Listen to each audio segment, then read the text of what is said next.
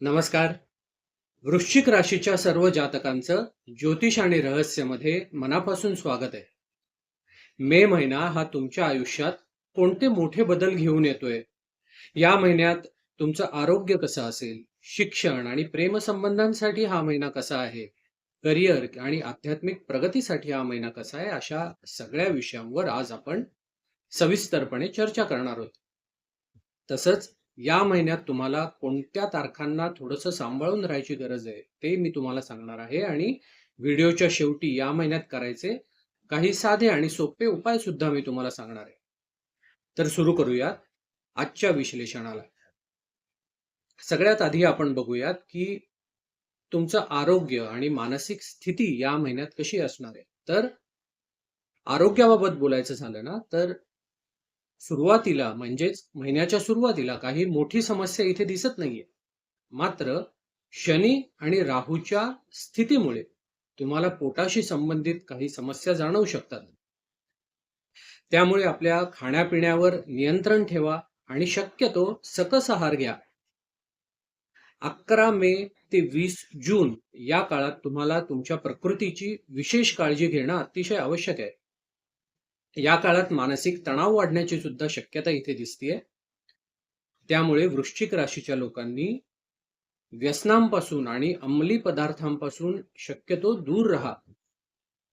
अन्यथा 20 मे ते 24 मे या काळात तुम्हाला खूप त्रास जाणवू शकतो. स्वतःला कुठल्या तरी आध्यात्मिक कार्यात गुंतवून घ्या, ज्याच्यामुळे तुम्हाला मानसिक शांतता मिळेल. तुम्ही जर विद्यार्थी असाल, अजूनही शिक्षण घेत असाल, तर हा महिना तुमच्यासाठी संमिश्र असा दिसतोय. 10 मे पर्यंत तुमची शिकण्याची क्षमता खूप चांगली असेल, लर्निंग ॲबिलिटी खूप चांगली असेल.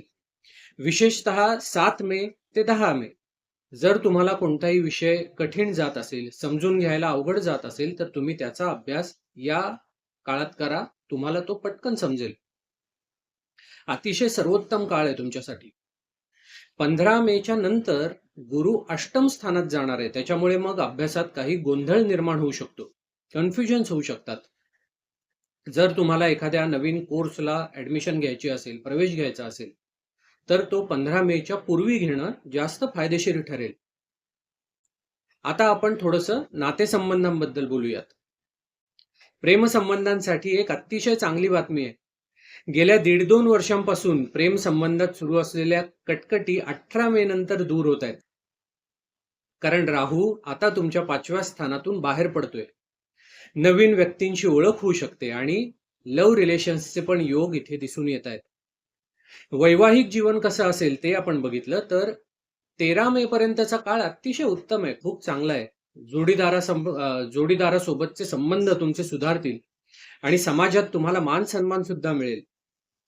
सूर्य तुमच्या 7व्या स्थानात असल्याने जोडीदाराकडून तुम्हाला एखादा महत्वाचा सल्ला या काळात मिळेल. तो सल्ला तुम्हाला तुमच्या व्यवसायासाठी आणि प्रगतीसाठी अतिशय फायदेशीर ठरणारा असेल. आता आपण थोडंसं जॉब आणि करिअर बद्दल बघूयात. करिअरच्या बाबतीत केतूचं 10व्या स्थानात येणं हे खूप मोठे बदल दर्शवत आहे. काही लोक नोकरी बदलण्याचा विचार करू शकतात किंवा त्यांच्या जिथे ते काम करतायत तिथेच वेगळ्या ठिकाणी त्यांची बदली होऊ शकते. कामात तुम्हाला थोडासा आळस किंवा असमाधान वाटू शकतं, पण सूर्याची स्थिती चांगली असल्यामुळे तुमची कामं अडणार नाहीत. तुम्ही जर व्यवसाय करत असाल तर व्यवसायासाठी हा महिना अतिशय उत्तम आहे.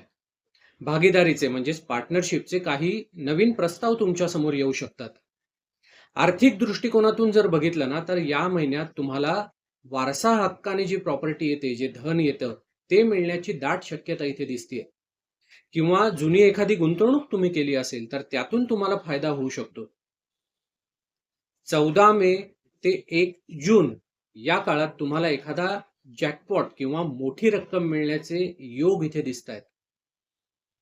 आता आपण बघूयात की या महिन्यात कोणत्या तारखांना थोडीशी सावधगिरी बाळगायची गरज आहे. 11 मे ते 15 मे या काळात उगीच कोणाशीही वाद घालू नका. छोटी गोष्ट मोठ्या वादात रूपांतर होऊ शकते, त्याच्यामुळे स्वतःवर नियंत्रण ठेवा. 20 मे ते 24 मे या काळात जर तुम्ही वाहन चालवत असाल तर अतिशय सावधगिरीने वाहन चालवा, सावध राहा. तणावामुळे काही चुका तुमच्याकडनं होऊ शकतात. आता हा महिना अधिक उत्तम करण्यासाठी, अधिक फलदायी करण्यासाठी काही साधे सोपे उपाय मी तुम्हाला सांगतो. पशुपक्ष्यांना खायला द्या. पशुपक्ष्यांसाठी पाणी ठेवा. शंकराची उपासना करणं या महिन्यात तुम्हाला अतिशय फायदेशीर ठरेल. ओम नमः शिवायचा जाप करा. शिवलिंगावर जल अर्पण करा. दर मंगळवारी आयदर उपास करा किंवा किमान हनुमान चालिसाचा पाठ तरी तुम्ही नक्की करा. हे तुमच्यासाठी अतिशय फायदेशीर ठरेल. एक गोष्ट लक्षात घ्या की जीवनात होणारे बदल हेच जीवनाचा नियम आहेत. या महिन्यात होणारे बदल तुम्हाला आध्यात्मिकरित्या प्रगल्भ बनवतील. त्यामुळे अहंकाराचा त्याग करा आणि स्वतःच्या स्वभावात नम्रपणा ठेवा. त्याच्यामुळे तुमचं यश निश्चित होईल. स्वतःवर विश्वास ठेवा आणि कायम सकारात्मक राहा. जाता जाता मला इतकंच सांगायचंय की आज हे जे विश्लेषण आपण बघितलं ना, हे एक जनरल रीडिंग आहे. तुमच्या वैयक्तिक जन्मपत्रिकेत ग्रहांच्या पोझिशन्स कशा आहेत, स्थिती कशा आहेत, सध्या तुम्हाला कोणती महादशा, कोणती अंतर्दशा चालू आहे, त्यानुसार ग्रहांचे मिळणारे परिणाम जे असतात ना, ते बदलू शकतात. त्याच्यामुळे जर तुम्हाला कोणतेही महत्वाचे निर्णय घ्यायचे असतील तर स्वतःच्या वैयक्तिक जन्मकुंडलीचे विश्लेषण करून मगच निर्णय घ्या. आजचे हे विश्लेषण जर तुम्हाला आवडले असेल तर व्हिडिओला लाईक जरूर करा आणि चॅनलला जर तुम्ही अजूनही सबस्क्राईब केलं नसेल तर जरूर सबस्क्राईब करा. भेटूयात पुढच्या व्हिडिओमध्ये. श्री स्वामी समर्थ.